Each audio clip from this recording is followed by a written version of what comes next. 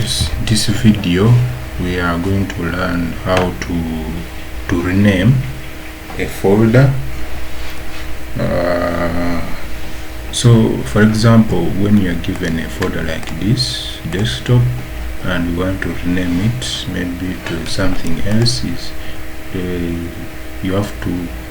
right click on the folder, and then you go to rename. Then it will make the name active, backspace, and then you can name it maybe type, depending to what you want to rename.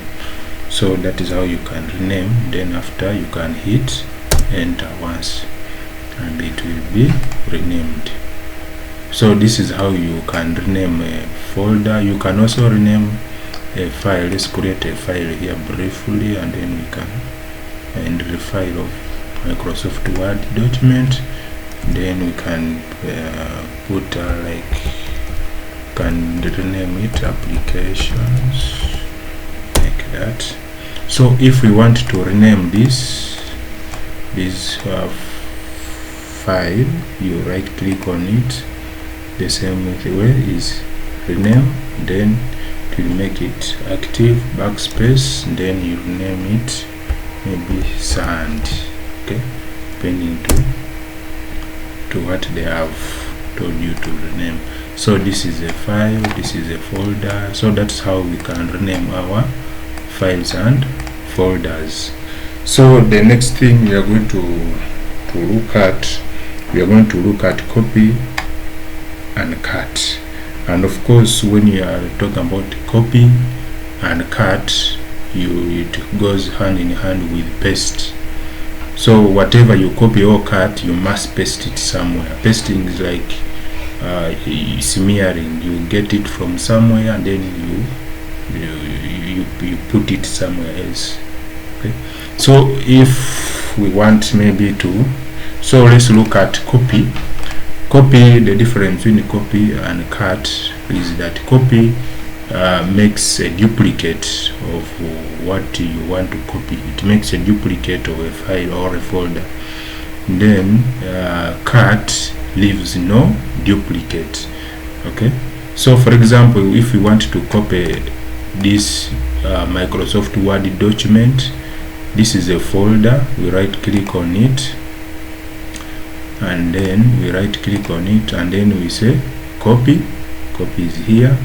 Then we want to put it in computer applications. So we open computer application by right clicking on it, open, and then once it opens, you right click in space and then paste. Okay, it is here. So that is how we can copy. So when you are copying, inside our computer applications we have our Microsoft Word document, but since you copied, it leaves a copy on where you have copied from. So this is copying, makes a duplicate of what you are copying. For example, can be a folder or a file. So it makes it leaves a duplicate. Okay. So for now let's look at also cut. So let's cut our folder type. So we right click on it, on the folder, then cut. Okay. So when we cut, there is a difference. The folder becomes little bit faint than the copy. Okay. So it shows that you have carried out an action of cutting. So once you cut like that, you right click on where you right click on our folder to open this computer application folder. Right click on it, then open. So it will open like that, and then we right click in space and then paste. So when you are pasting, our folder is there, and we say that pasting does not leave what?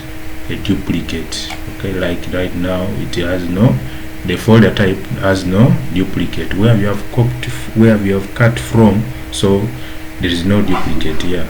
So the whole folder goes in the folder that we want it to, where we want to take it. So that is it about copy and cut.